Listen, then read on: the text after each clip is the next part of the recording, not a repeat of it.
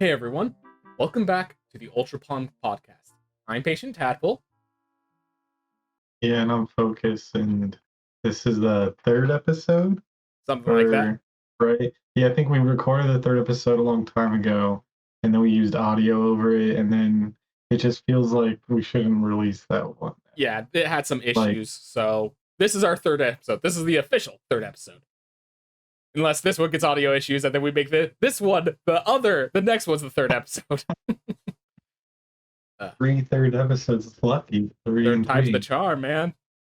Yeah, exactly. All right. But just I like to talk about more regular Christmas updates and stuff with Nintendo, but we're gonna be going over just general gaming stuff with stuff that's in our interests, like Nintendo and different gaming topics that might have to do with certain genres, as we'll see. But first, I just think these are sick, man. Have you seen these Christmas style So, icons that they have?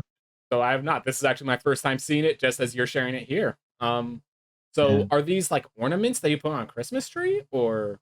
Right? They look like it. No, no, these are the icons on the Nintendo Online. They Well, that's still pretty yeah, just like sick. little icons. Yeah, I know they're pretty. I mean, okay, it's kind of stupid that they make you pay 10 of your platinum coins for them because it's not even a real thing. But like, because the platinum coins are the things where you can spend like 100 of them or like 400 of them and get like the cool keychains and stuff. You know what I'm talking about? Yeah. Um, Yeah, so they make you spend like little amounts of them on this stuff. But I think it's cool that there's art for Christmas and Nintendo together out like this. mhm. But, yeah, the real ornaments I mean, there's probably gonna be some real ornaments too, but I'm not trying to Yeah. No, sell for them, I just like the art. so one thing I'm thinking about is which of these like backgrounds and visuals would I still use after the Christmas season ends, so that my 10 platinum Yeah, coins that's a good really point. go to value. Yeah, Um, I this kind of this like the does Pikmin carrying off the presents. That one's yeah, or the candle. Oh, that's Silent Night. Oh yeah, my gosh, that's actually amazing. yeah, there's actually more than this too. There's Luigi. I wish I had my Elgato because I can't find it, but Uh, yeah, there's the Pikmin carrying the presents. There's the Pikmin carrying the tree too, but that's more of a Christmas tree. mm.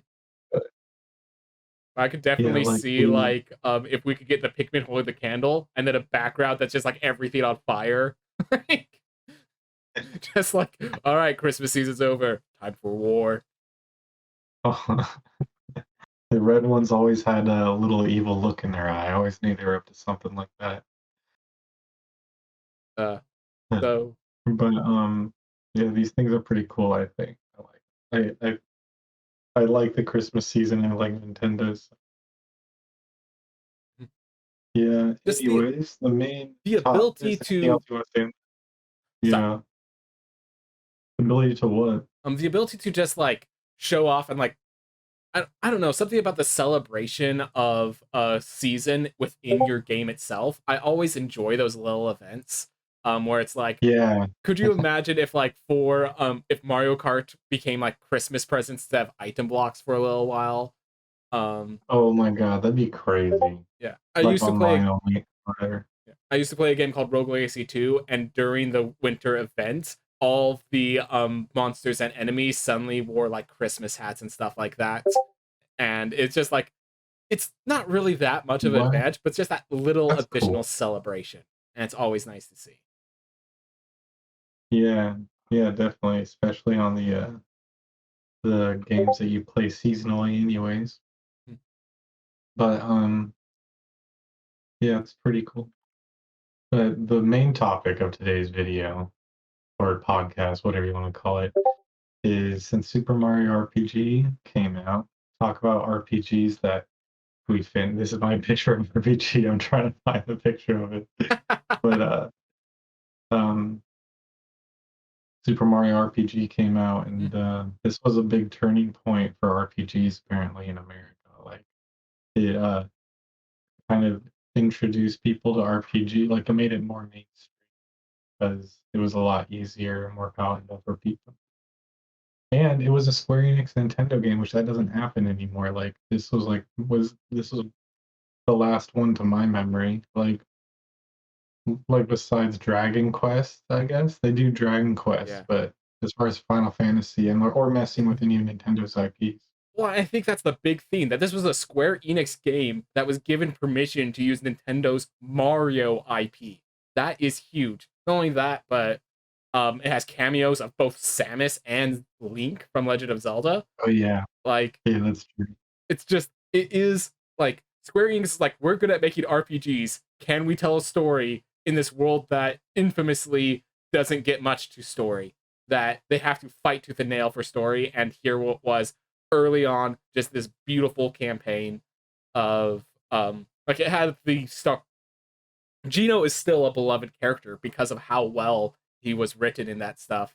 Um, for those who, just a quick context theme, I never played it when it came out, but during the Wii era, I actually bought like a online eShop theme for it and played it all the way to the final boss. I was a kid, I couldn't beat the final boss, but I got Oh, you all the never way. beat it? I got Oh, I didn't know that. so Damn. I got, apparently there's like 4 phases, and I was on the 4th phase when my characters got taken out. Um, No. I think I could do it if I tried again, but I think I was just like, listen, I finished what I want to do here, and I just shut it off and never Right. turned it back on again. Accomplish my own mission. Yep, I feel that. I feel that. Mm-hmm. Damn, well, now is your chance to redeem yourself. Try it Mm, again. I want to play it, but I already have so many games I'm playing. I don't know when I would get to this, but yeah, I, my I like that problem. it's back out. Yeah, I do like that it's back. I do like that it's remastered. And yeah, again, Geno's. I do like that Such character. a I've cool seen character. a lot of Yeah. videos talking about like for those who like to complete the game, they've added things to just help them out because there were certain events where like so there's these frog coins that you collect throughout the game, and you need 100% of them for some special unlock. But some of them they could only be gotten at this like sequence of the game, and once that sequence ends, it's no longer accessible. And so they've made it so Oh, that those are still accessible, which is thank you. that's a huge improvement. Heck yeah. Dude, I always hate getting blocked out of stuff in open world games like that. You know what I mean? Like in doesn't that happen in Fusion too? Fusion, oh yes, happens a Metroid ton in Fusion. Metroid Fusion. Well, it's Yeah. not that it happens a ton, it's that there's a very specific point where it will lock you out of the game if you go to a specific if you go to one of like 6 specific rooms, and you don't realize that this is the end of the game, and like the actual path you need to go to get to everything else involves veering so far off course that you just, if you don't play Metroid often, like I needed a guide to make sure I didn't do it again because this was my second time playing it because I Yeah. got stuck where the only thing I could do was go to the final boss, and I did not have enough power ups for the final boss. Dude, that's crazy. Yeah.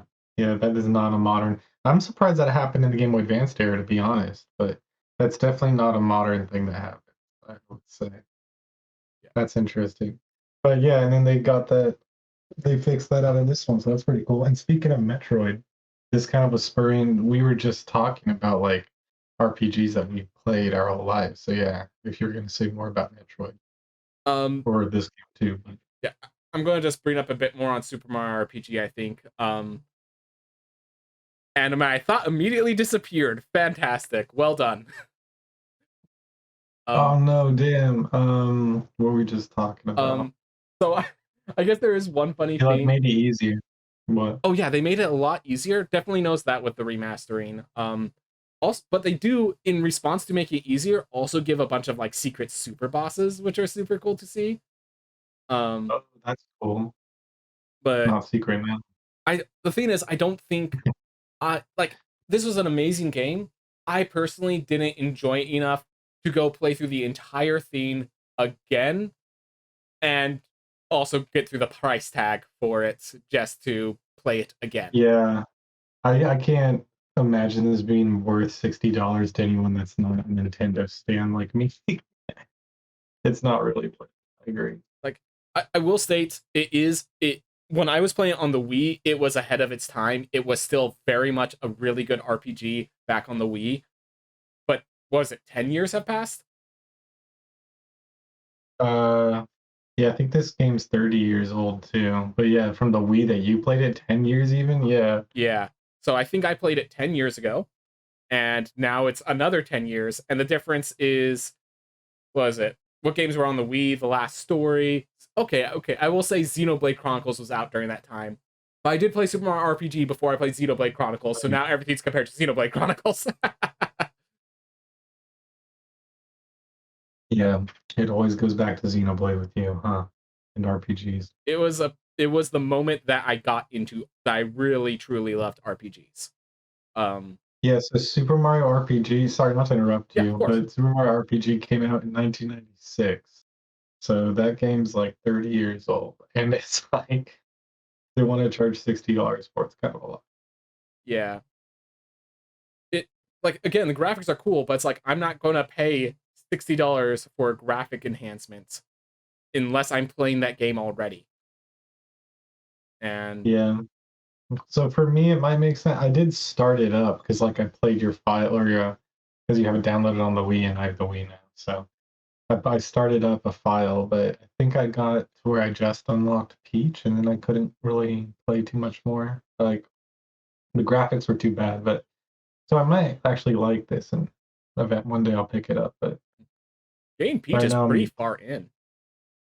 yeah, right. Like that's what I was thinking. It seemed pretty far. Like I don't think I got to Yoshi's yet, though. Yoshi's, I'm pretty sure is like a secret. Like you go backwards to an area, and there's a secret entrance to this area, and it's a Oh, secret area. You should be able to get there already, but it's just like if you just play the game to beat it, you're never going to find it. oh wow! What they put stuff like that? Like a secret mini That's game pretty zone, cool. effectively. That's pretty cool. Yeah. No, this was. Okay, you know what? Yeah, I go was just for gonna it. say this is a legit RPG. It has all the elements that make you fall in love with RPGs in it. I know it's old, but it's also it hits all the boxes. It does everything correctly. So I I don't think think this was the people. first rhythm-based attacking game. Oh yeah, this was the first one where you actually have to hit A when you attack to deal additional damage or to block when you get hit and stuff like that. I think this was the first one. Yeah, unless Earthbound was before it, I but it was the first one in America, mm, at least. Because Earth, but anyway, and it also was the first time Bowser had like a personality and Peach had a frying pan, right? yeah. So I forgot about that. This is where Bowser's personality of just like being strong because he has to be strong because he's a leader. He's actually has a super soft side, but he can't show it because he needs to yeah, lead, which is such a yeah, beautiful characterization for Bowser.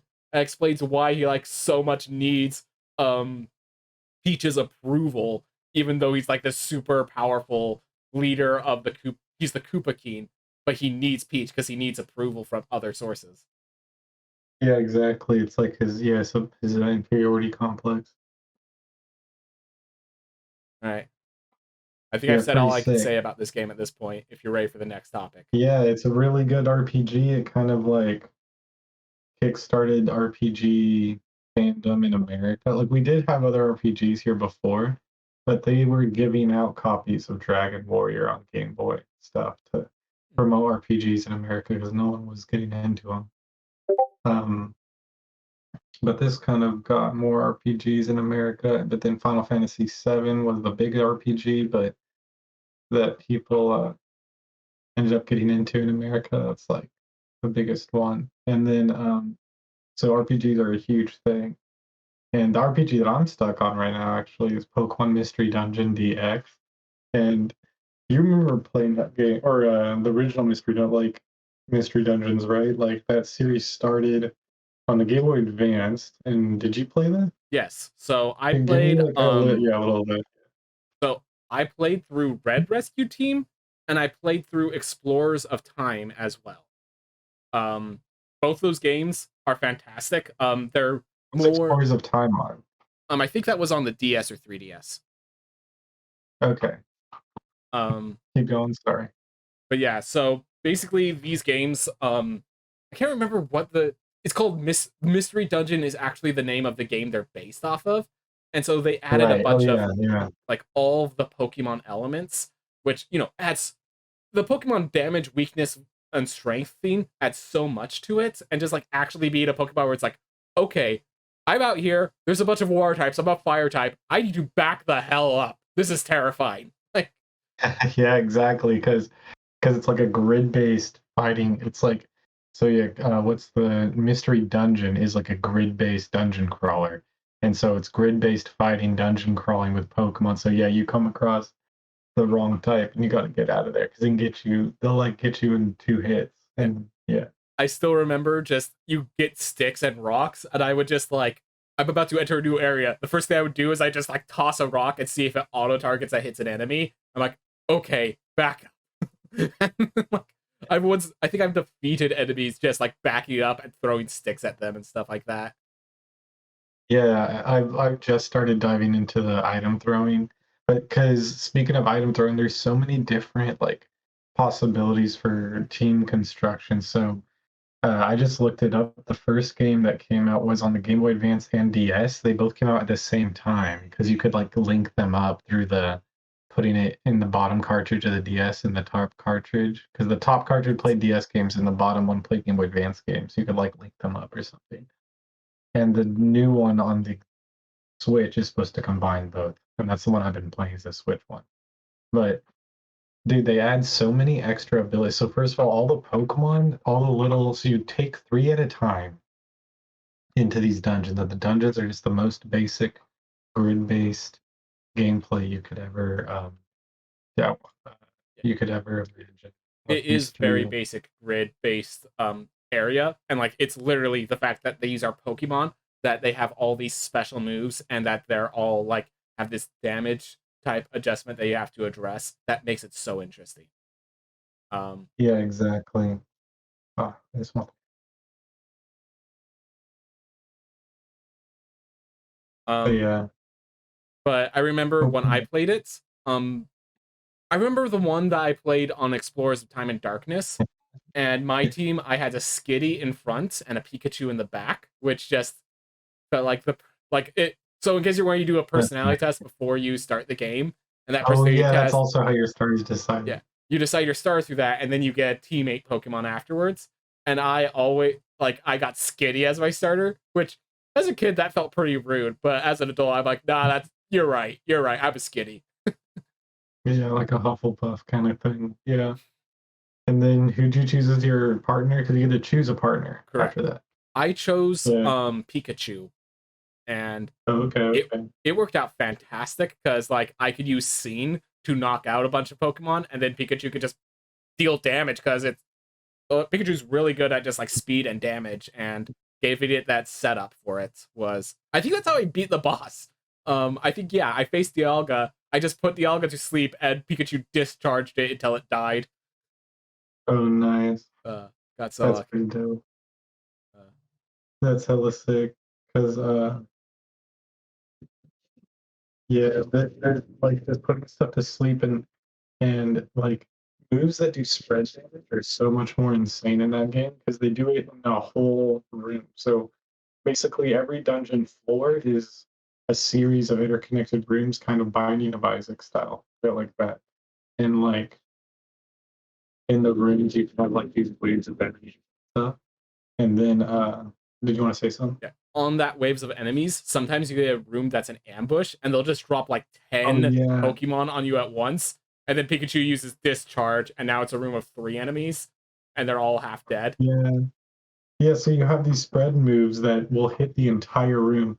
But I don't know if it was like this in the Game Boy Advance versions or the versions you played, but it would it will hit your teammates too if you're not careful, or if they're like in the room with you. So what I did is I have 3 Pokemon with all with spread moves, all with Earthquake specifically, and 2 of them have.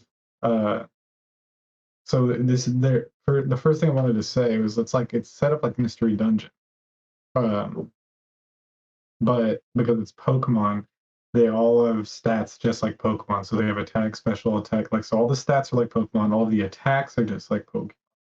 So like they have 4 moves, and the moves are special category or physical category or they're status dealing, and they all kind of do what they do in the game, but in a grid-based system. So they translate it over pretty well.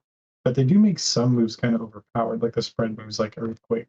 And so Earthquake, so I have, and they also are able to get held items and have their ability, just like in Pokemon. So the held item I have on my, it's like so much simple stuff that they just add that makes it so convoluted, and like you can make these crazy builds. Like, so I gave two of my guys warp bandanas that make them just warp randomly uh, Oh into a my random god. spot.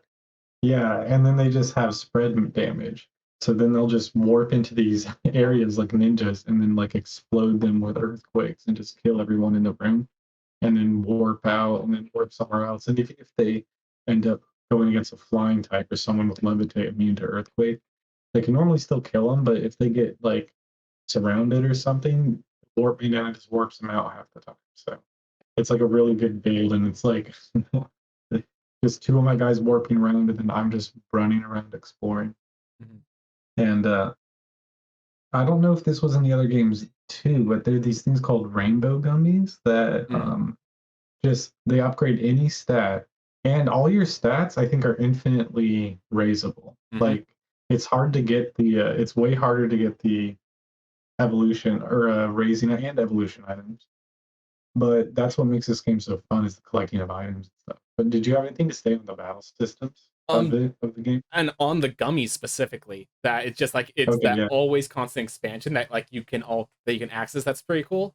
But also, one of the things I loved about that was as you give your allies more and more gummies, they become smarter as well, and you get this options of like, oh, I'll follow you. Oh, I'll do this. But you can like literally basically program out the optimal fighting strategy for your teammates when you don't Oh, control them really? if you get enough gummies. Oh, Like you need to like give them so many because like you start out with like two options of just follow me or attack whoever you see, and like by the time you get to a ton of gummies, you have like 15 different options. I think oh, I just started exploring those options too. What the heck? Oh my gosh, there's so much. yeah, I think when I stopped, the one that I was playing the most, I might be wrong about this, but I think you could actually say do this and then do this, and you could actually build like a chain of commands. You can. I haven't seen the chain of commands yet, I but I I do know might be wrong about that. I will. you can link moves together. So you can link defense curl and roll out together. So every time you use defense curl, you use rollout right afterwards. And if anyone knows Pokemon, using defense curl double the damage of your rollout. And rollout is way more broken in Mystery Dungeon because it's not a Fury Cutter type move where every turn you use it and does more damage the next turn. It's a more like a Fury Swipes move where it just does five, and it's like a Rock Blast because it just does like five in a row. But it does so much damage after rollout. I like two hit KO bosses like Articuno and Zapdos and Moltres. Like, and because most things are weak to Rock, to be honest. Yeah, But especially if your legendaries are the birds, because now all your dude, legendaries are flying creatures. yep, weak to rock. And there's a ton of legendaries in the DX version, but the DX version adds even more abilities. Like, so did the other versions have all of the Pokemon stuff with their normal abilities and then extra abilities too? I Did it have don't, that too? I don't think I saw any 'Cause, extra abilities. dude, these extra abilities just make it that much more insane, and they all can have them, and they just like will do things like, um, whenever they're like it can make you see things on the field. It basically does a lot of stuff that a bandana would normally do, or it will like double your XP or make it so you find food more often. And dude, but I recently found a Munchlax that gave me a bandana. It was like a special event in the game. The Munchlax gave me a bandana where my Pokemon doesn't go hungry anymore. So that's just my held item there. Wait, So I does don't it even get need to have hungry? apples. No, like the only way the hunger meter will go down is if I use the ability, which is Forge a Path, which just lets you walk through the walls and invert busts the walls down. Like I know you can blow up walls with like hyper beam and stuff, but was there a way to do it with the with times you play? Dude, I that's awesome because I remember I used to love ghost types because ghost types could just walk through walls, but Oh, they ghost get types. super hungry. You go two steps and you immediately run out of your stomach. You immediately become Oh, hungry. okay. And so I would always just like go ghost type and bring like 12 apples with me into the dungeon. Yeah. That's pretty sick. uh, but yeah, Oh, yeah, they were less restricted with that ability than this game because yeah, they gave it to a special. Sorry, my microphone was falling off. it's yeah. These special DX abilities, which are tied to. So they have the rainbow gummies, but then they have these golden gummies that are in the DX version, and it just gives them different abilities. And then did they have the training dojo that lets you level your guys really fast? Okay, Mm-hmm. yeah, they have this. They have that again. But they have every single legendary from like all the way to third, maybe even fourth gen, I think. I just Is that remember the right? thing that stood out to me is that with Explorers of Time or Darkness, whichever one I played, I beat the game. I got through all of those like amazing story events, watched the final cutscene, and then like I was just doing post game stuff, and then suddenly the story picked up again. Like I did a bunch of stuff, and Yeah. like 10 hours later, suddenly cutscenes start arriving again. New cutscenes, a new story is Yeah. happening now that I'm my new explorer. That's like just respected amongst the world, and like what? Like new Yeah. legendaries are showing up. I'm like, well, I thought the game was over. That's what's happening with me right now. Yeah, yeah. Pretty cool. Do you remember what version you played? I think it was Explorers of Darkness, but Time and Darkness had the same story. That's my guess. Um, Where's the dark? I specifically remember Grovile being a time traveler, and that leading to the big finale of the game. And Oh yeah, Darkness and Time are the two versions. Okay. So you had like the red version of that time. mhm. Dude, I can't believe I didn't get the game at the time. But yeah, so That's that's the really RPG cool. you're stuck on right now. Yeah, on the DX version on the Switch. I wonder what games are on there. But yeah, so what RPG, unless you have an RPG you specifically want to talk about, do you have one you specifically would want to talk about? If we're just I'm assuming we're moving to our next subject, which is just we're just going to talk about what kind of RPGs we've played, which ones we've beat, which ones stuff like that. Yeah, yeah. Um, so I think because I brought it up earlier, I kind of want to talk a little bit about Xenoblade Chronicles. Um, so Xenoblade Chronicles kind of has like a special place for me, even though I'm not really a Xenoblade Chronicles fan per se. Like, so I played the so to understand the story, I was looking for just a game to waste my time. I was kind of having it was just one of those bad times as a kid, and I just needed something to get out of my head. And so I went to GameStop and I was just looking for something that would take a lot of time. Saw this random game in there called Xenoblade Chronicles. Had no knowledge about it. Didn't know about Project Rainfall, where people struggled super hard to make sure it got to the States. And I just like, all right, let's just try this out. And I think I sunk 200 hours into it. Um, Amazing. it just every. I think one of the things that was really impactful is that I was just like, when we were kids, all our games were just these friendly, go lucky. Oh no, Kirby had his food taken by King Dedede. How sad. Or oh no, the Pokemon's in danger. Hopefully we could save it. Oh, we saved it. Like everything's all happy go lucky. And then I play this game, and the whole thing is, oh, the world's at war. Oh, I just watched my best friend die in front of like just such a much darker world. But at the same time, the main focus is hope. It's stick with your friends where you can, get through these hardships with them, and like work together on these things. I think that theme that impacted me the most was there was a character Ricky who's just like this comedy goofball. His introduction literally has him get like beach ball spiked into the floor. Like he's just like this comical thing, and then later on in the game he reveals that he's much smarter than he lets on, but he does these comical things to like help out others because he knows they're having hardships, so this gives them a little levity in it. I'm just like, what? Like they had that depth in there just built in. And Damn. like I mean, I'm just talking story. I remember Dad used to joke calling it cutscene the video game, but like that's all I wanted. Just this deep story I can Yeah. invest into and would actually reward that investment thoroughly.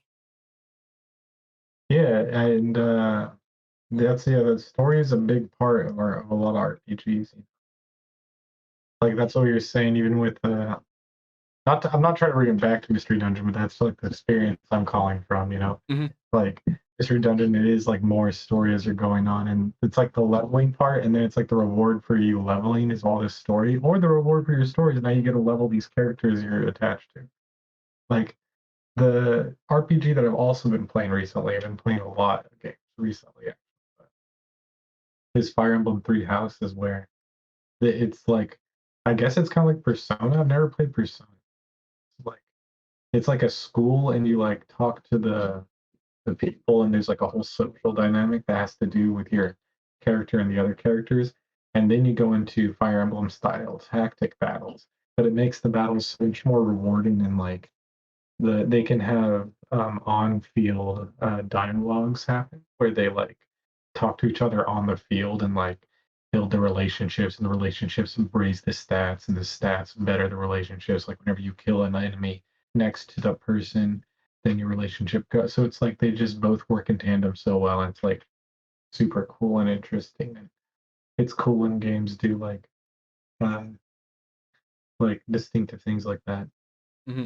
Xenoblade Chronicles actually had an element where like you'd go to like canvases, like places where there's like benches and just beautiful views, and it will say like if these two have a close enough friendship level in the game, you can have this special event, and like it just talks Oh, about them where they're like, oh, this like I think what was like a guy fighting a bug, and then you have to from the other character, which is a like the princess's perspective of like you decide whether you're like you get that away from me or like oh cute bug, like figure out how you want to interact with them and learn more about why this bug is actually valuable to him. Like you turns out one of the characters like actually likes cooking, and like that's just not explored anywhere in the game. Just a little personality quirk that just gets added in if you just spend the time to work through these little friendship themes.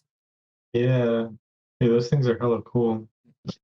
And I feel like that game kind of taught me different ways of like talking to people and like playing politics almost, or why people play politics at least, and understanding of that. Because in the game you kind of have to play politics and like learn what people like. Like if people like cooking, like you learn something about them, and then you like kind of cater your responses or like the gifts you have for them to that likeness that you found out. So I think it's cool for game like these RPGs to be able to kind of uh, teach you how to perceive the world differently, and that's what I think most video games are doing. That's like when you're playing them, like obviously we say they're modes of escape, but we're still doing something in the world, even if we're escaping it.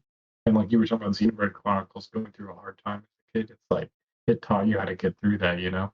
Mm-hmm. Like the story element parallel that, yeah. And just sorry, what you say telling you to perceive things differently. I still remember as a kid, I got through the ending as they're talking about like all the meanings behind it. I'm just like I remember as a kid thinking, these are really deep and they're going way over my head because I'm too young to understand this. But they have some really deep meaning about a world with no gods and something like that. Um, Do you think there was a deep meaning to Ocarina of Time? Because if there was, that went over my head. Actually, I think the deep meaning was just growing up. It's like just pretty basic. so to finish up my statement with Xenoblade Chronicles, Or yeah, love yeah. the game. It has a deep place in my heart because it was a darkest story I had as a kid, coming through a dark time in my life, and it helped me through it. Lasted the hours to help me my way through it. But now I'm through it, and Xenoblade Chronicles is a dark story. I prefer lighter stories. So while I love the game, I have not played Xenoblade 2. I'm not exactly too interested in the series, but I'm glad it exists. I'm so happy that they brought it to the States. And I'm happy for everyone who loves the series. I think that's everything I need to say about Xenoblade. I think you had some stuff to keep if you still have stuff to say about Fire Emblem. um, no, it was mostly just the relationship stuff was pretty cool. How it mixed in with the battles, like just that concept itself was super cool. Makes me want to try out Persona. But yeah, I mean, Pokemon has always been like a huge RPG, unless you had an RPG you were thinking of talking about. We can jump to Pokemon. I think we just take turns. So Yeah. I chose Xenoblade. Now you choose Pokemon. All right. Yeah, just Pokemon in general. Like, I want to get to the DLC eventually, but just like the way you can like build these different like it's like you have a deck of cards basically, and you just like build a certain Pokemon. Yeah, Oh, like you can like train your Pokemon in different stats and as in like yeah, it's pretty cool. when you're saying deck of cards, you're thinking like a card game in which you try to build a strategy out of the cards available to you, and you could build all these unique Yeah. strategies out of the 6 Pokemon. That's what you mean. But honestly, I don't even know if Pokemon definitely is an RPG, but like there's something different about like RPGs because I'm more talking about RPGs like Dragon Quest. No, like, so I changed my mind. I want to do Dragon Quest All right, instead. Dragon Quest it I is. just and like specifically Dragon Quest 11 on the Nintendo Switch. That game, did you ever play it? I don't remember I played if you ever Dragon touched it. Quest 4. I think was on the Okay, DS. so similar experience. Hmm. Yeah, yeah. If you played that, I guess not. It's similar in that you know kind of what to expect, Hmm. but it's like that, but better, obviously. Not to Like, get into Pokemon, but I have played Dragon Quest Monsters Joker as well, which is kind of their monster oh trainer yeah, version. and there's a new Dragon Quest Monsters out now too, which Hmm. has been getting hella good reviews for in Japan. It makes me want to try it, but I've been into this other monster RPG. I have so many games to play, but yeah, that game just really impressed me with the story, and it's like a happy-go-lucky world. Like it's kind of dark, but even in the darkness, it's like everything's kind of cartoony, so it doesn't. Mm. Yeah, exactly. Like it's one of those things of like stories have bad elements, but there are it's different between oh the bad guys are winning and oh time for the world to go to hell. Like I Yeah, still you remember I know, watched you play the new Dragon Quest and just like the tree of Yggdrasil just got burned to the ground or something like that. I'm yeah, just like, yeah, what? yeah. This is just The post game implied and gets we stop it, right? Yeah, the post game gets pretty serious actually. Like, your still burns to the ground. One of your characters die. Well, okay, spoilers. Yeah, sorry. I think I One of spoiled it your already, but yeah. Yeah, yeah, whatever. It's a podcast about it. This game's how old, but your character dies, and then like you can go time traveling to save them. And of course, I decided to do that. And yeah, and it makes things hella more serious and intense. But that's more after the game or the post game. So like the normal game, like once you beat that, it's pretty cool. But there was one more thing I was gonna say. Dang. But okay, one thing I really like about Dragon Quest is that you can actually walk through like they modeled out like an actual castle that you kind of go into and walk around it. Hmm. Like, do you ever do that when you go into video games? You just like walk around the environments and kind of like feel them out. I don't know, like The feel like how it is to be there. the infamous thing to me in that when I think about walking around is Mario Kart 64 with Peach's Castle being walk aroundable. Yes, exactly, Um, exactly. I'm definitely hardcore. That part of Dragon Quest is one of my favorites because, especially since you can like avoid fights. A castle is in a place where you can fight anyone anyway, so it's different. But you can just like walk around areas and explore them and really look at them without having to worry about a random encounter happening. So it makes it really nice. you're just allowed to live in the world in a way that some games don't care to emphasize. Yeah, exactly. Uh-huh. That's like the part that when I think of an RPG, that's part I like is I live in the story, this trajectory that we're going on. That's why Pokemon doesn't really count. Pokemon's more of a RPG, kind of like it's a game. Like these things are more RPGs. I like the story part of it. I think Pokemon, that what you're saying is like there's this beautiful moment where it's like you're allowed to slow down and be part of the world that you're saving. You're able to understand why it's worth saving, which yeah, it's one way to put it. Yeah, yeah, exactly. But yeah, that's enough about Dragon Quest. We can move on to another one. All I think right. we've tooted its horn enough. It's a good game. All right. Since we're on like franchises that we've loved, I would like to jump into the Paper Mario franchise. Oh yes. All right. So I don't remember why, the same way as Xenoblade Chronicles, just stumbling upon games like, oh, this looks interesting. A little game called Paper Mario: The Thousand-Year Door. By God, young me was a legend at picking good games out of randomness. Uh, so Dude, is that out on the Switch yet? I'm so stupid. Is it out on the Switch yet? The Thousand-Year Door. Oh No, it's right, they're not. remastering it. It's not till next year. Yeah. No, okay. I feel like we would have known. I feel like I would have gotten it, even though I've already beaten it and I have it on the GameCube. Yep. We have on the GameCube because young us were actual legends at picked the actual good games. I remember Right? playing it and just like I obviously the dark elements of that went right over my head. I don't know what a Hangman's noose is. There's just this weird looking prop in the center of town. Yeah, yeah, the infamous Hangman's News. Um, it's so weird playing a game that like as a you have nostalgia for it as just like a fun RPG, and then when you look back on it, everyone remembers it for things that just went over your head, like how deep it gets sometimes, how like the Ravens actually talking about climate change back in 2020 or whatever, and green power and or green power sources and stuff. And then like I just remember it because like the numbers I could actually understand. There's this cool jumping mechanic. I thought the Yoshi was super cool looking, stuff like that. Uh, Wait, what was the cool jumping mechanic? I think there was this one badge that gave you a super bounce where as long as you keep hitting the action command, you could keep dealing damage. And I got really good at that as a kid. Oh, So nice. yeah.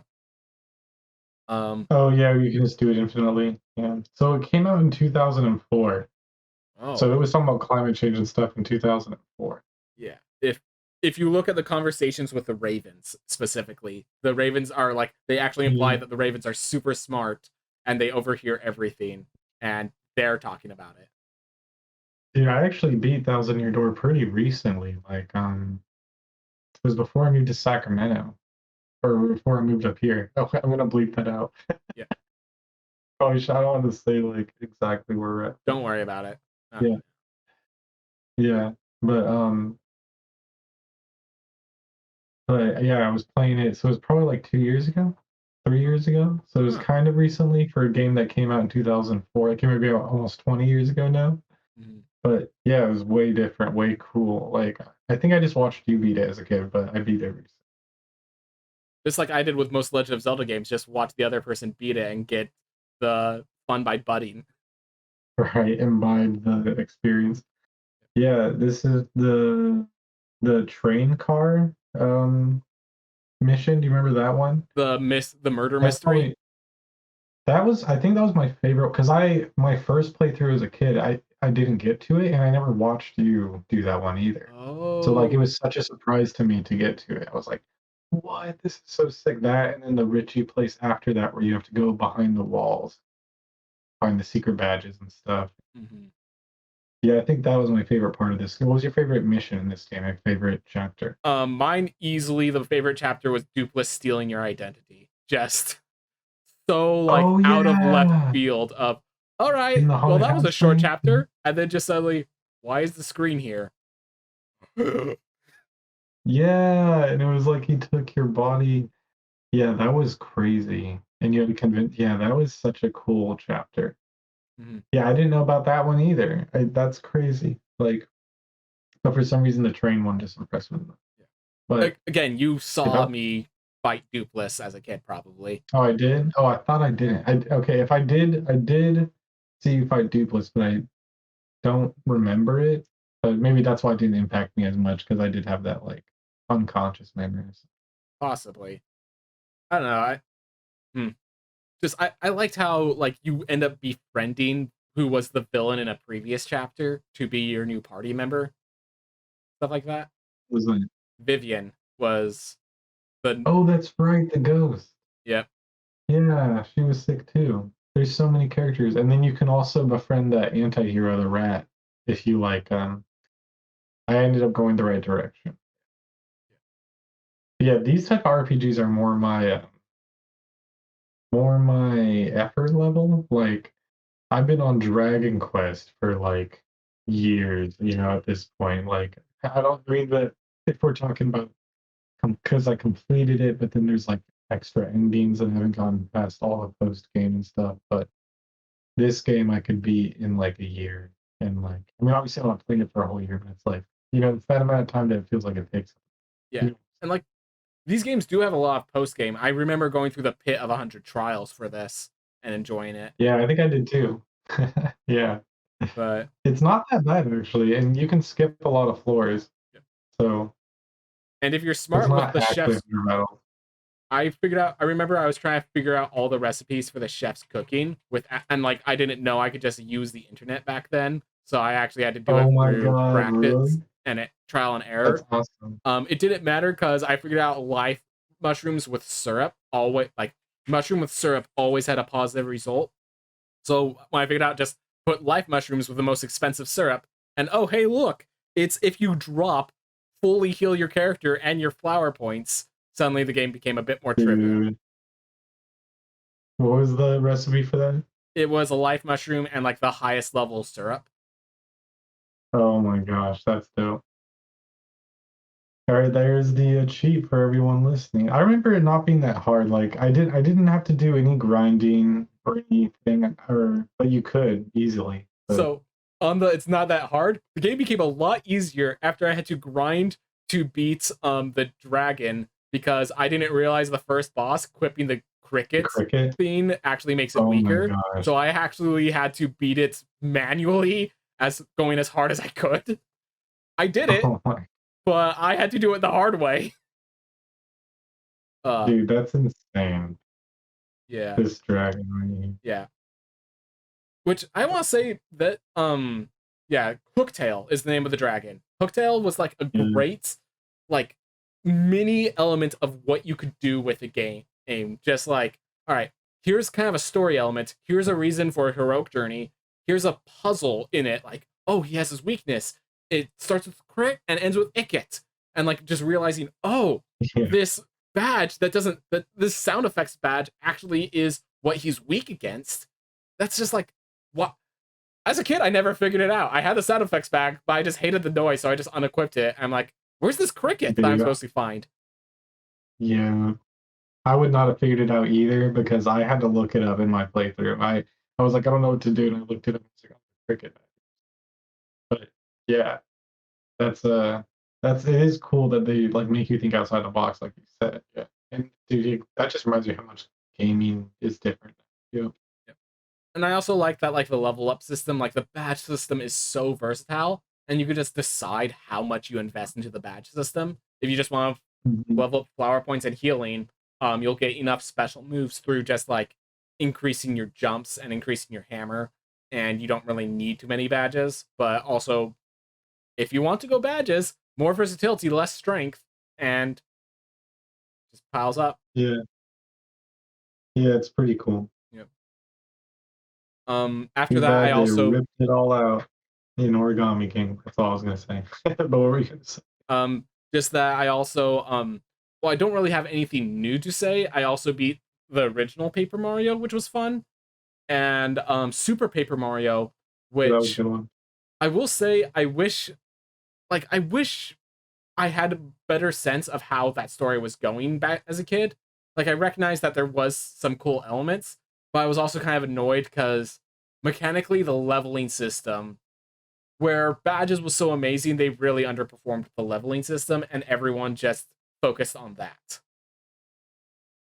So you like didn't even need you just needed badges and you could just ignore the other systems Um, basically. Because no. I didn't play that So, in Super Paper Mario, there is no badge system. Whenever you one. level up, and there was no flower points either.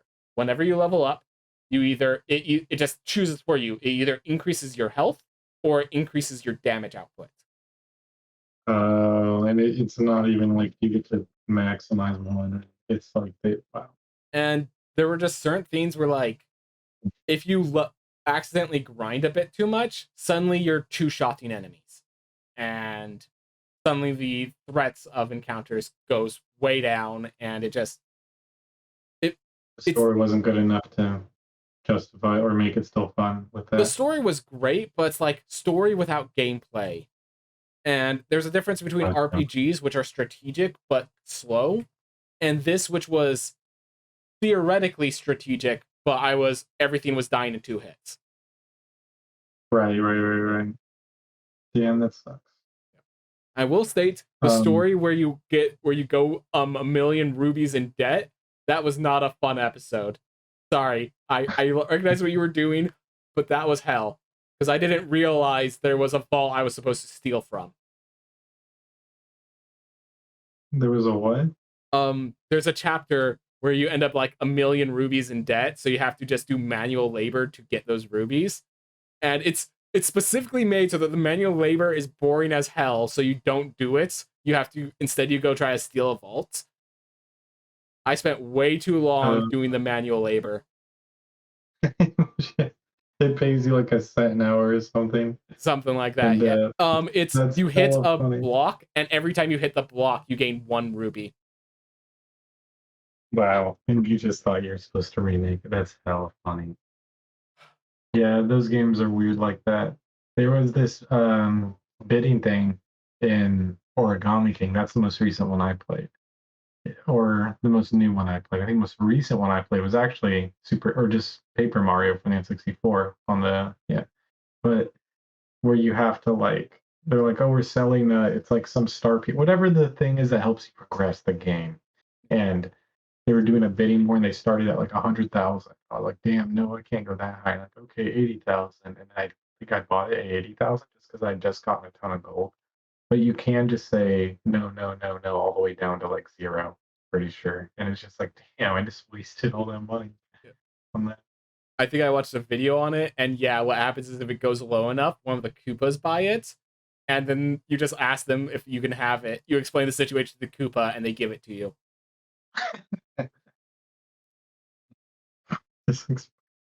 Yeah, okay. I wish I did that. I almost want to play the game again and do that, but I don't want to erase I could start a new file. Which, okay, Origami King was really impressive. just a I like slight tangent. How are you supposed to know that you could keep going it lower and that that's the optimal decision? Because there's kind of the inverse of that in Super Mario RPG. If I could spoil a bit, yeah, go for it. one of the things was Tell me everything. um there's a part where an enemy comes and like takes over a town and says, "All right, give me that star, or else I'm going to do something bad." And like my thought was, "You're going to do something bad anyways. No, I'm not going to give you the star." And apparently, I lost out on items for that because I didn't know that if I say like, so if you just give him the star immediately, he leaves. But if you say no, like he'll go into a room and basically kill off one of the toads, and that toad's just removed. And if for every toad that's saved, they'll give you an item at the end for saving the town. Oh my gosh. And it's like, Okay, that's a good spoiler. That's a spoiler so you don't fuck up. yeah. Yeah. So just get like when the boss says, "Hey, give me the star," you just go, "All right, sure." All right, good to know. Dang, that sucks. I hate that shit. Yep. I don't know what happens if you just let them kill off all the toads. I do not know what happens. Yeah, wait, that could be another Yeah, thing. just like nope, and then you just Yeah, skip the also boss fight. the Alto death run. Genocide mode or no mercy run, like Undertale has. Yeah. Uh, Mm.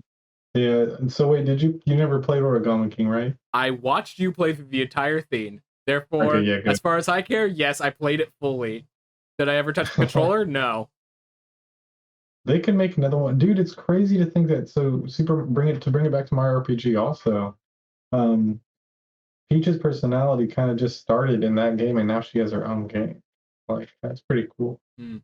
Dude, I'm I hope I'm they come what like new IP would they start doing for Nintendo? Not new IP, but what old IP reborn could they do again? I kind of want to see more Paper Mario. What? But like maybe it hasn't been that as long as I'm thinking. But the thing that immediately comes to mind is the Mario and Luigi team, Superstar Saga and that generation. The original creators of it have gone under. So I would love to see oh, what they can do if they can manage it, or something with like instead of Mario and Luigi, a comedy version, which was Wario and Waluigi or something like that. Dude, people so want them to do something with Waluigi. They had like it just feels like they need to. They put I mean, it's crazy they put Daisy in Wonder. Yep. Like, I wish they which put by the way, we Waluigi as a can do hard mode another. in Wonder. I wish they put Waluigi as a Maybe hard mode. they have, and we just haven't found it yet. Fair enough. We have not Me beaten and the you game only yet. played some of it. Yeah. Honestly, yeah, we got to talk about that game in another episode, and a not RPG episode. But Fair enough. everyone's already flooding the webs with stuff about that, so there's not any much more you can say. May I give a tangent before we get back on the topic? Yeah. Because we were bringing up Waluigi, and also we were bringing up Peach's new game. I brought up, I think I told this to you in private, but never on stream, that one of the things is we know Waluigi is more of a performative, mischievous type, and like he has the roast. Oh, He yeah. has like, I think there was a whole thing of his past. He used to be an actor, and that's how Wario found him. He like called him up to do like an acting gig or something like that. Oh, really? And like I didn't remember that. he called him to act as his friend and pretend to be the anti Luigi or something, and that's where Waluigi was born. So anyways, What is this lore from? it's like it's deleted at this point. I think it's like if you read up the story original Mario Tennis, original Waluigi story or something like that. They actually talk about that. But so he's this actor. He's dressed in purple, and now there's this purple princess grape, which is taking over the theater and making it her own. What if Princess Grape is setting up so that Waluigi could be the main act, and so that Waluigi ends up being the villain that Peach has to face in her brand new game? Yeah, that'd be sick. I think that'd be such a cool addition to have. Just it be Waluigi's is Peach's villain. That'd be fucking sick. Yeah, and of course Peach has to just absolutely obliterate him and make it look like, but still, someone that he's going to try his hardest. He's going to lose, and it's going to be glorious. Exactly. Just like Luigi. Yeah, exactly. Dude, there's actually a huge thing that like one of the things about Waluigi is he's not a star child like all the other characters. And so the whole reason he cheats is because in his mind, everyone else is cheating, so he has to cheat to just make it even. Oh. So it kind of makes. What do you mean, Star Children? Like, if you've played you remember the Yoshi's Island series? Yeah. There's a whole theme where like at the end it kind of reveals that Mario, Luigi, Peach, Bowser, Wario, these are all star children, like fated great heroes or super like. Is that on Yoshi's New Island or whatever? Yoshi's Island DS, or the newest Yoshi's Island, basically brings up that they're all star children, and Waluigi is interacting with all these star children as nothing special. He's just a guy in a purple jumpsuit. So he has to cheat. That's kind of cool. Yeah. He's taller than all of them, though. I know. Is that going for him? I don't think the thing is it doesn't translate as well to basketball skills as you'd think. Damn. And that basketball game was only once. This is kind of another random tangent, but Mario Wonder is not as impressive as I was hoping, but maybe I had too high of expectations. I don't know. What did you think? You only played multiplayer though, but it is better single player. So. Yeah, I will say that once I so spoiler on Wonder, the second stage really set my expectations properly. That's like, stop thinking about this mechanically. Think about this as just fun, which really well done choosing that as their second stage. Again, spoiler, what happens? You get the Wonder Seed, and you're like, okay, what's about to happen? And it slowly becomes a side scroller as piranha plants start coming out of the pipes, not to attack you, but to start singing. And so you're basically in a musical number, watching the piranhas dance around and perform as you're just like walking around and watching it all happen around you. Yeah, it's great. La la la la la, like kicking their legs up in like can like top hats coming out. It's really funny. Yep. And it's like definitely a pivotal moment in the game. But yeah, I don't know. I don't know, something about the worlds felt weird. I don't know what it is. I think I just had too high of expectations. I'd like it to feel more like an adventure.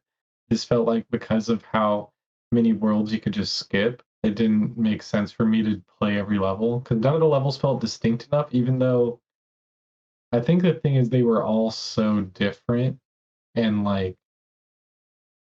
not interconnected. Like Oh, none of them didn't feel like there's a cohesive thing. Maybe I can't really I think that's a put a statement. pin. The nature of Yeah, wonder means that cohesive themes cannot truly exist. And yeah. even if It's they like have a they're cohesive all a theme, desert world, but yeah, even if they yeah, have a cohesive theme, they have to disassemble that theme to make the wonder, yeah, which exactly. But I don't know if that's why. But it's just there's something about it I'm just not super into because it's like I got it.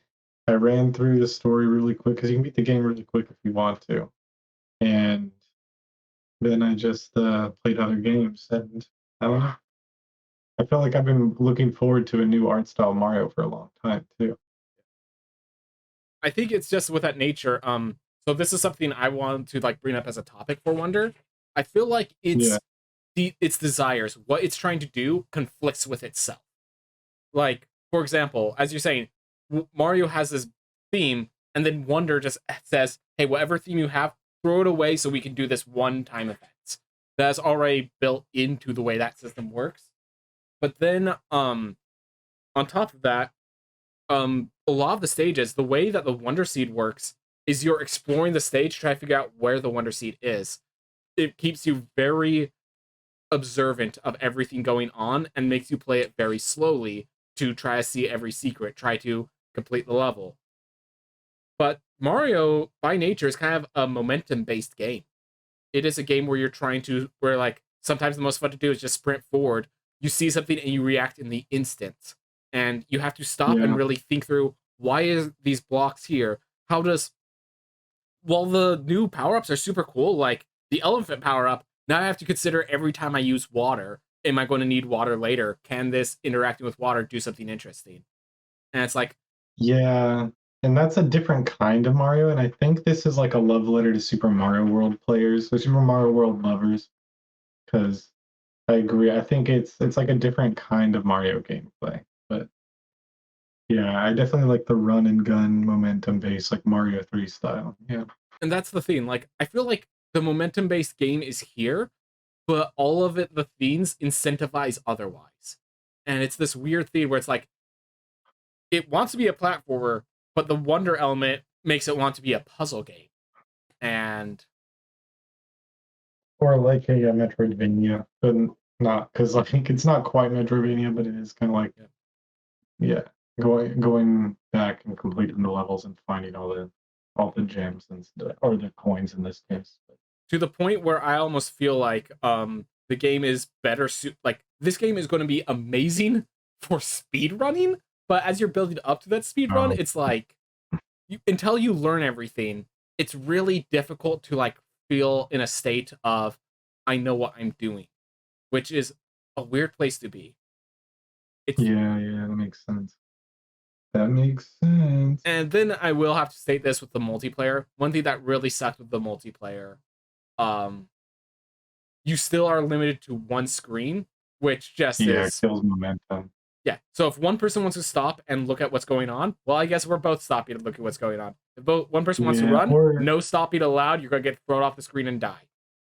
and there were times where we were both running. We both wanted to run, but it's just like you, there's certain jumps where you kind of having another person going at it at the same exact time kind of distracts you or makes it look a little weirder, because you both approach it Yeah. slightly differently, but it's a very precise jump, you know what I mean? Or there's like those platforms that matter about how many times it's someone touches it, and Oh, those two, yeah. having two actually means that messes up. Uh, Yep. Yeah. It's just better playing one player without the online. There are certain levels designed for the online component, and that's pretty good when there's online where you're like searching for all the secrets and stuff, and some of the secrets are actually kind of hard. So, yeah, the secret puzzle level was pretty cool to go online with. I will state that. yeah, I like that one. And Yeah, it's always a fun time playing games with you anyways. It's one of those things, is it this fun or is it fun because I'm playing with my friends, you know Yeah. what I mean, with What, my brother? what was the statement? Like, I'm going to quote. It's the person is called Cool Take from Second Wind.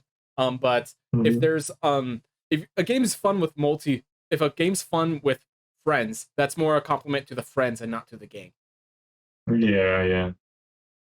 Although I do feel like WarioWare is on another level because I wanted to transition, at least like mention how the new WarioWare, like the uh the multiplayer aspects of the game are so good. And I recently, like just before this podcast, I popped in WarioWare Get Together because I wanted to like remember how that game played because we just played the new Shake It, or is it called Shake Move It or it. Move It? I think it's called Move It, Move It.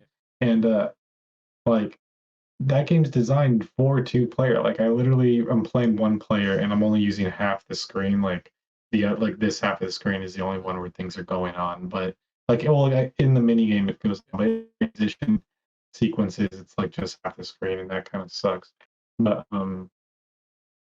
yeah, like I thought the new WarioWare Move It. Uh, it, then the new WarioWare Move It, like the way they did two-player levels was way better. And even though it was a game that was designed for one player, I feel like they did better two-player than Get It Together did. Yeah.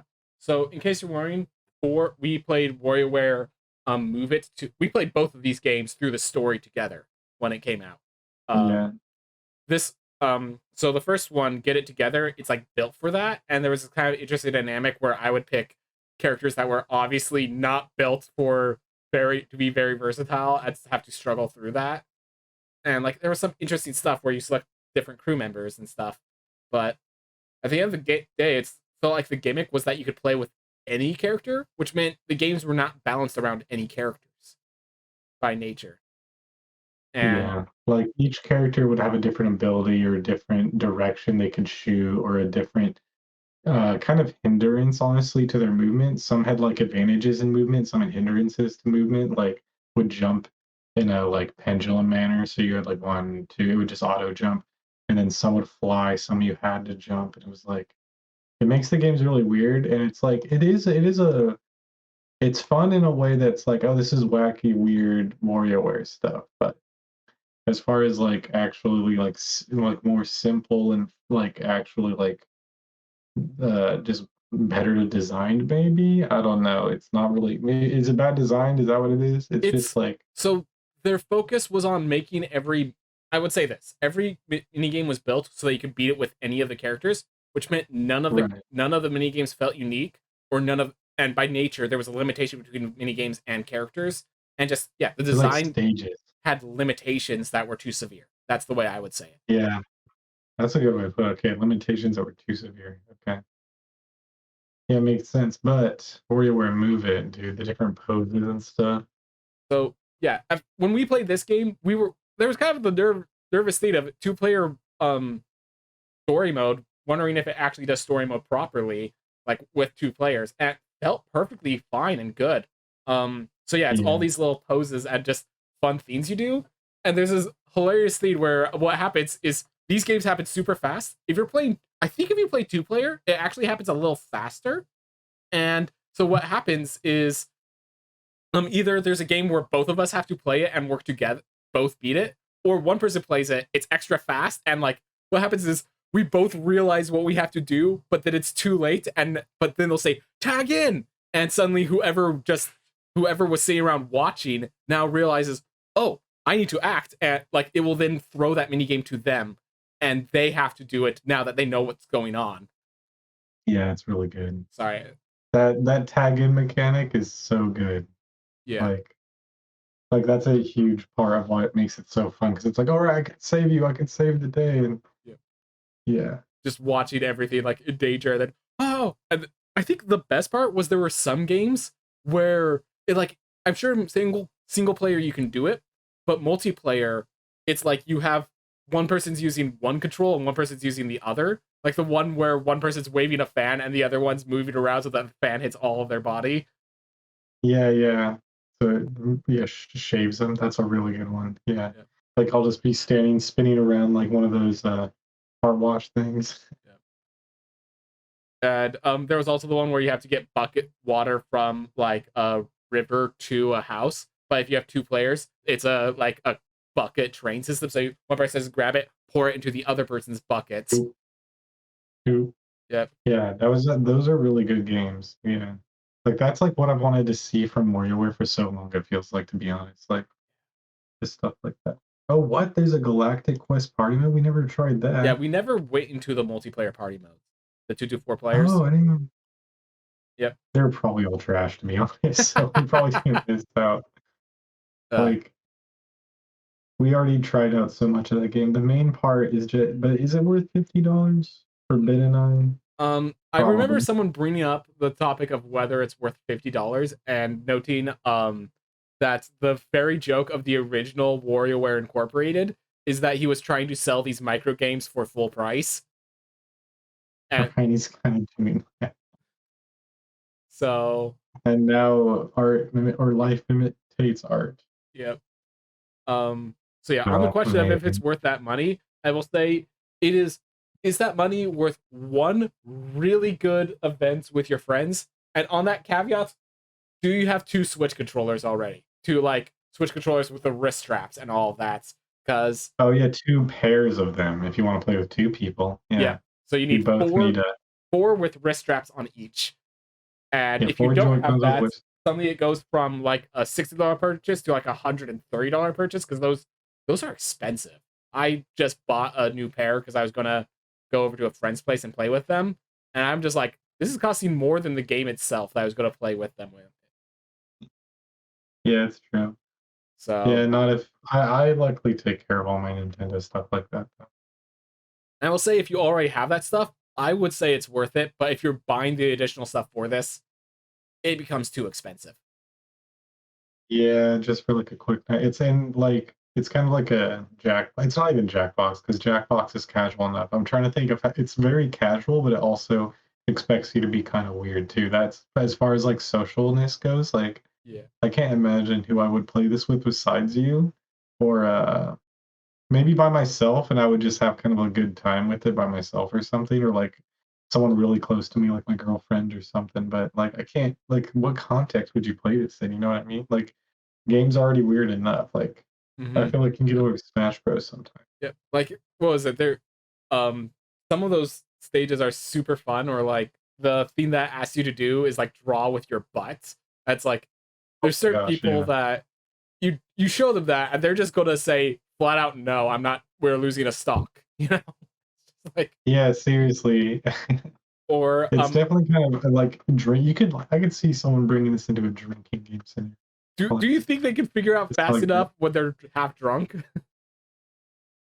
no, but it's all about having fun though at that Yeah, point. fair enough. Fair But enough. okay, I would compare this to the social bravery, social impediment as much as Twister. It is like that level Uh of social impediment. Yeah, you know what I Fair mean? enough.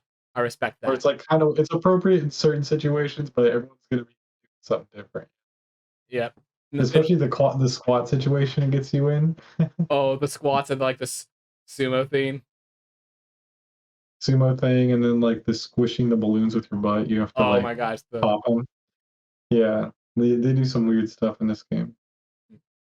We I were talking about RPGs, but now we're talking about yeah, well this this, which one I don't was care. pertinent. So Yeah. Wait, did you have something more to say about it? I wasn't trying to transition if you have no, more to just say. I did enjoy WarioWare Move It a lot. I enjoyed it because I am the right person with a brother who's also the right person to enjoy that kind of game. Not everyone is that Yeah, person, and if you're not precisely that person, this probably isn't worth the $60. yeah, that's the truth right there. It all started with a Game Boy Advance game. Yeah, I feel like because this game, like we've had so many of the series, you'll know if you're the person who's gonna love this game. Um, it's a Yeah, spiritual successor of Smooth Moves. It did everything right. There is this one hand motion that involves like dropping one controller and bringing the other one forward that I think could use some more. The you're talking entire about the one I know what you're talking about, where they had you like use the camera, put your hand next to it. Yeah, Yeah, it's like insane. yeah. Just like of all the different movements, like this one, you finish the game and you're not in a position to go to the next movement in a way that the others are. Like if you're in Yeah, like if you're having it over your head or at your side or whatever, you could do that with just a simple hand motion. This one, once you do that, you have to drop that controller, pick up both controllers, put them in your hands properly. That one I think was just a dud. That one I think was unfortunate. And if there wasn't a time between that and the next game, I was losing the next game even if I won this one because of just the movements that I needed to do. right, exactly. And like that's kind of fun with that just kind of adds to the chaos of the whole game, which is like the part I like about it. But yeah, it does make it actually difficult though. If you're not like yeah, if you're not ready for that. Mm-hmm. But Yeah. I couldn't find any data on the sales. I don't know how to look up sales. I need to look that up like of Um, like what sell more because I was like, is this like and there's no way this is selling enough in America for them to justify doing it 2 years in a row, right? Or like they did this last year, right? The Get It was Together, it or was that last 2 years year? ago? I think it. Let's You know, see. I got I all got it for you. Was it? Yeah. Was it Christmas of last year? Get It Together release date. There was some event that occurred. It was September 10th. 2021, so it was 2 years ago. So it Okay, was 2 years seems more legit. yeah, so every 2 years a WarioWare game, like that's what I don't get. Like there's no way it's selling that much. Like it's got to be popular somewhere else, like in its home country, Japan. You know what I mean? Which it could be because I feel like yeah, because with the lack of online that Nintendo has, it makes me think the non-online culture, like the in real life culture of gaming, is probably a lot more Makes sense. profitable or prominent. Yeah, Mm. Also, I do like how WarioWare has evolved to where all of these characters are like their own characters. Like right now, we're seeing Cat and Honor, yeah, which, yeah. The Ninja Girls, yeah, which they were like nature games. This is their first one with it. yep, They're now like food games. and like 9 volts, 18 volts, and all of them. Um, Doctor Yeah, all the video Cryborg, game nerds. like I just like how And they, Dr. Cryborg, they added like a whole family for him. That's all I was gonna say. Yeah. yep, like they keep expanding, and they have their own stories. That one of the jokes is that Wario doesn't even care about that. He's just focused on the money and doesn't even realize how much their world's growing. I think that's a joke, at least. But no, I mean, it is like part of it. Yeah, yeah. It's like an ironic thing that's happening. Mm-hmm. But Yeah. with that, I think we talked a very long time. I know we were talking about RPGs, but WarioWare just jumped in and forced us to chaotically jump in and talk about Wario because Yeah. that's what that does. Well, Just immediately yeah, the I WarioWare think mini game of talking about it. yeah, we can talk more about RPGs next time if we think of more, but um yeah, I think that's how we should do this pocket. Like just update on the Nintendo stuff we've been doing, talk about gaming stuff. I like to keep update with Nintendo, so this podcast will inevitably be updating with Nintendo, but talking about this gaming stuff we're into, like Magic and RPGs and Dungeons and Dragons and different things like that. You know what I mean? But it was a good podcast, good return podcast. Um, we're gonna figure out where we're posting this, but yeah, podcast number 3. Any last words? Thank you for coming in. Thank you. I really enjoyed talking with you again, bro. Always like being on Yeah. stream, even if it's just a small little theme. Yep, me too. All right, peace out. See you guys next time. So yeah.